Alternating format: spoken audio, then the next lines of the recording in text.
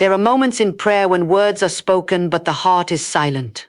Lips may be moving, sentences may sound polished, even spiritual, but deep within there is a distance. And that distance matters, because prayer was never meant to be a performance, it was meant to be a living, breathing connection with the Spirit of God. You see, one of the most subtle mistakes we make is learning how to say the right things without ever truly meaning them.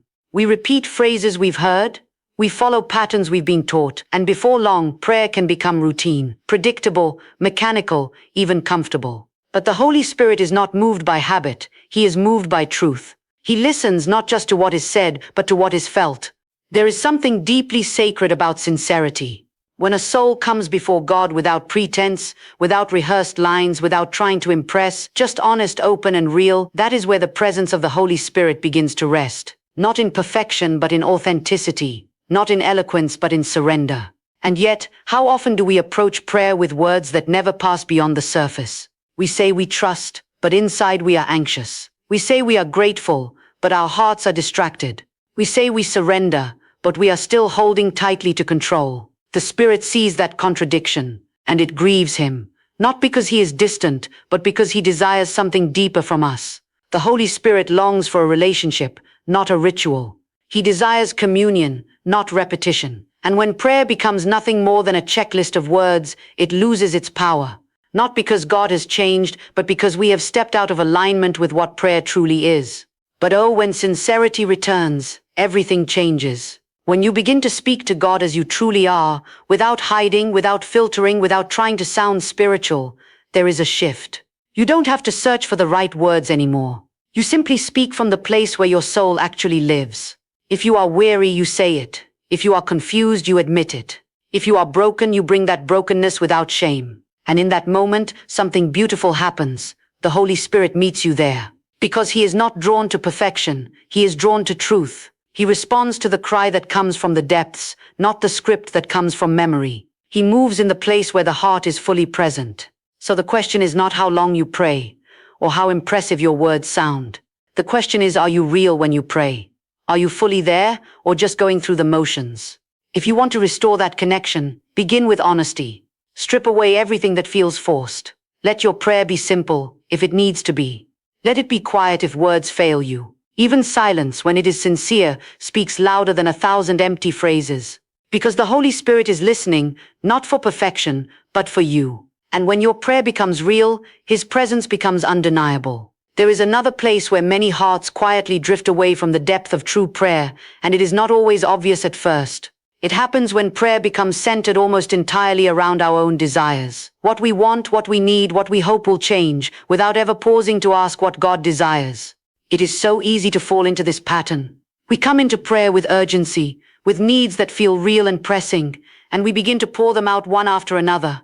And there is nothing wrong with bringing your needs before God. He invites that. He cares deeply about every detail of your life. But the problem begins when prayer becomes one-sided, when it becomes a list of requests without a heart that is willing to yield. Because the Holy Spirit is not only a comforter, He is also a guide. And guidance requires surrender. When we pray without seeking God's will, we are in a sense speaking without listening. We are asking without yielding. We are presenting our plans while quietly hoping that heaven will agree with them. And in doing so, we miss the very heart of what prayer was meant to be, a divine alignment between our will and His. The Spirit is grieved not because we ask, but because we cling. There is a difference between presenting a desire and insisting upon it. One is an offering, the other is control. And the Holy Spirit does not force His way into a heart that is determined to hold its own direction. He waits gently, patiently for that moment when we loosen our grip and say, "Not my will, but yours." That kind of prayer requires trust, real trust, the kind that believes that God's plan is higher, wiser, and more loving than anything we could design for ourselves. And that is not always easy, especially when what we want feels so right, so urgent, so important. But there is a deeper peace that comes when you release your own understanding and step into His. You begin to realize that prayer is not about persuading God to follow your path. It is about allowing Him to reveal His path to you. It is not about changing His mind, it is about transforming your heart. And when that shift happens, everything about your prayer life changes. Instead of striving, there is surrender. Instead of anxiety, there is rest. Instead of trying to control outcomes, there is a quiet confidence that God is already working in ways you cannot see. You start to pray differently. You still bring your desires, yes, but you hold them with open hands. You say, "This is what I long for, but I trust you more." And in that moment, the Holy Spirit begins to move, not just around you, but within you. Because a surrendered heart is a place where the Spirit can dwell freely. And sometimes His answer may not look like what you expected. Sometimes His direction may lead you in ways you did not plan. But it will always carry a peace that cannot be explained. A peace that comes from knowing you are walking in alignment with His will. So when you come into prayer, don't just speak your desires, lay them down. Invite Him into them. Ask Him to shape them, to refine them, to redirect them if necessary. Because the greatest power in prayer is not found in getting what you want, but in becoming aligned with what God wants. And when your will bows before His, the Holy Spirit is no longer grieved, He is welcomed. There is something else that quietly hinders the depth of our prayers, something that often hides beneath the surface of our words while we stand before God. It is not always visible to others, but the Holy Spirit sees it clearly, and that is the presence of unforgiveness. A person can speak beautiful prayers, say all the right things, even sound full of faith, and yet carry within their heart a weight of bitterness, resentment, or offense. And that weight does not remain silent, it speaks even when your lips do not. It creates a barrier, not because God has moved away, but because the heart has closed itself in a place where His Spirit cannot fully flow. You see, the Holy Spirit dwells in an atmosphere of love. He moves where there is humility, where there is grace, where there is a willingness to release what has wounded us. But when unforgiveness takes root, it hardens something inside. It builds walls quietly, slowly, until prayer begins to feel distant, strained, even empty. And often we try to ignore it. We convince ourselves that we have a right to hold on, that what was done was too painful, too unjust, too deep to simply let go. And in human understanding that may seem true, but in the presence of the Holy Spirit, unforgiveness is not just a personal burden, it becomes a spiritual obstruction. Because how can a heart fully receive God's mercy while refusing to extend it? This is not about denying pain. The Holy Spirit does not ask you to pretend that you were not hurt. He does not ask you to excuse what was wrong. But He does invite you into something higher, into the freedom that comes from release. Forgiveness is not saying it didn't matter, it is saying I will not let it control me any longer. And that is where healing begins. When you come into prayer holding on to offense, your spirit is divided. One part reaches toward God, while another clings to the past. And the Holy Spirit, who desires wholeness within you, is grieved by that division, not in rejection, but in longing.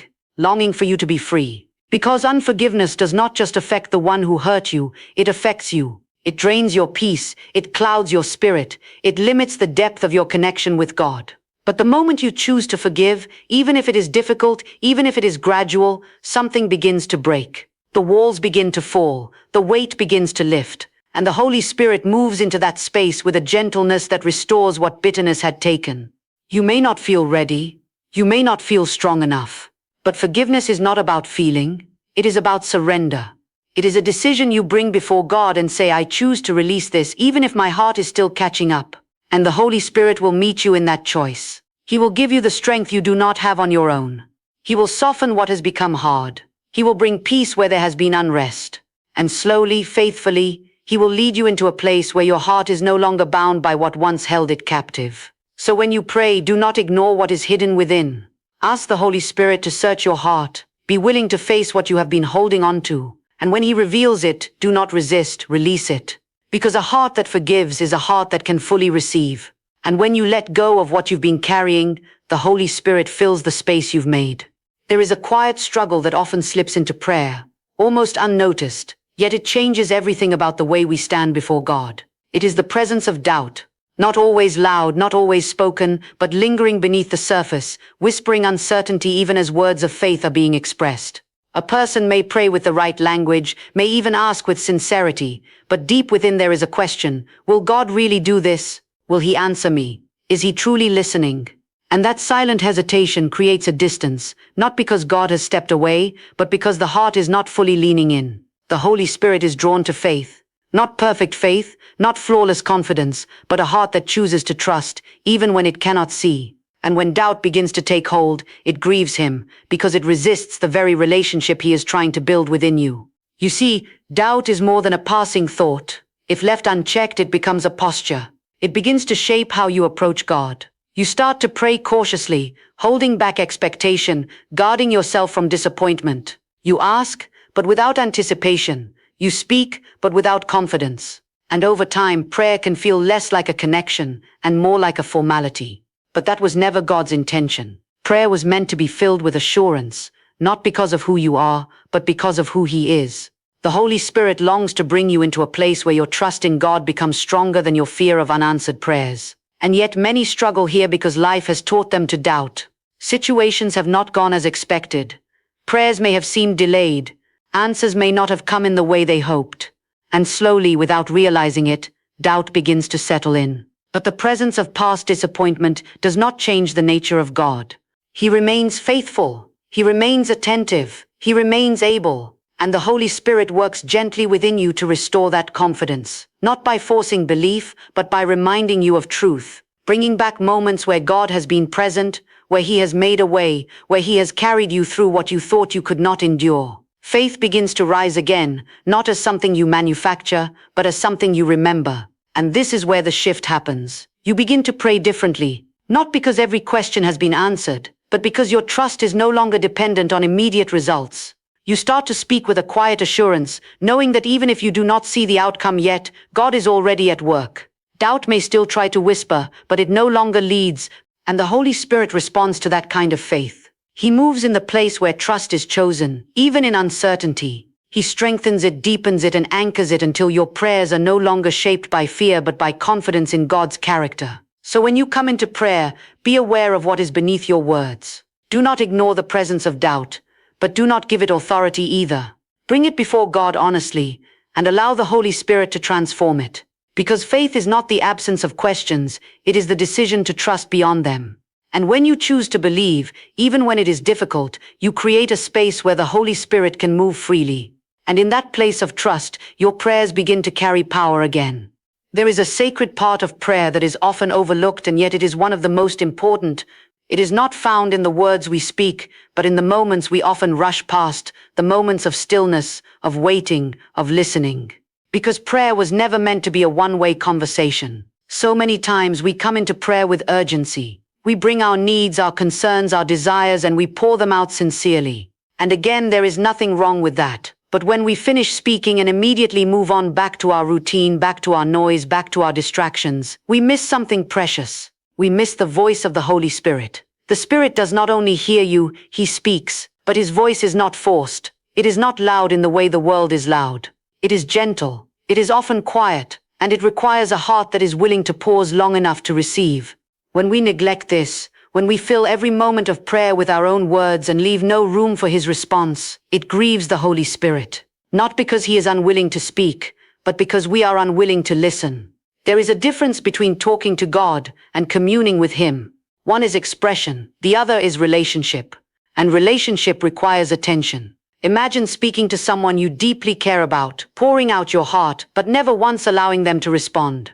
Over time, that connection would feel incomplete, not because the words were insincere, but because there was no exchange. And in many ways, this is how prayer can become, if we are not careful.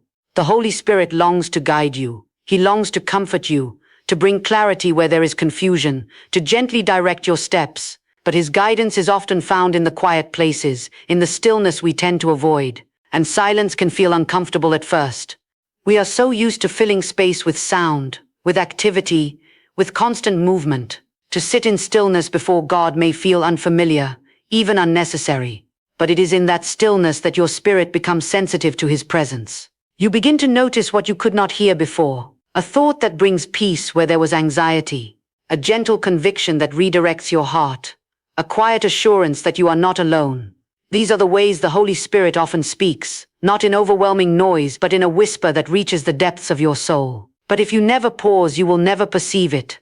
Learning to listen is an act of surrender. It is saying, my words are not the only thing that matters here. I value what you want to say to me. And when that posture is present, prayer transforms. It becomes less about release and more about relationship. Less about asking and more about aligning. You begin to walk away from prayer not only having spoken but having received. And that changes the way you live. Because when the Holy Spirit is guiding you, you are no longer moving through life on your own understanding. You are being led gently, faithfully, by one who sees far beyond what you can see. So do not rush through prayer as though it is something to complete. Do not measure it only by what you say. Learn to linger. Learn to be still. Create space where the Holy Spirit is not only heard but welcomed.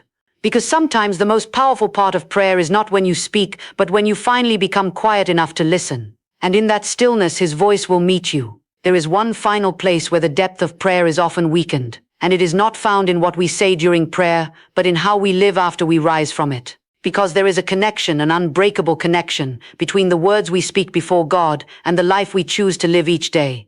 It is possible to pray for change, to ask for strength, to seek transformation, and yet continue walking in the very patterns we are asking to be free from.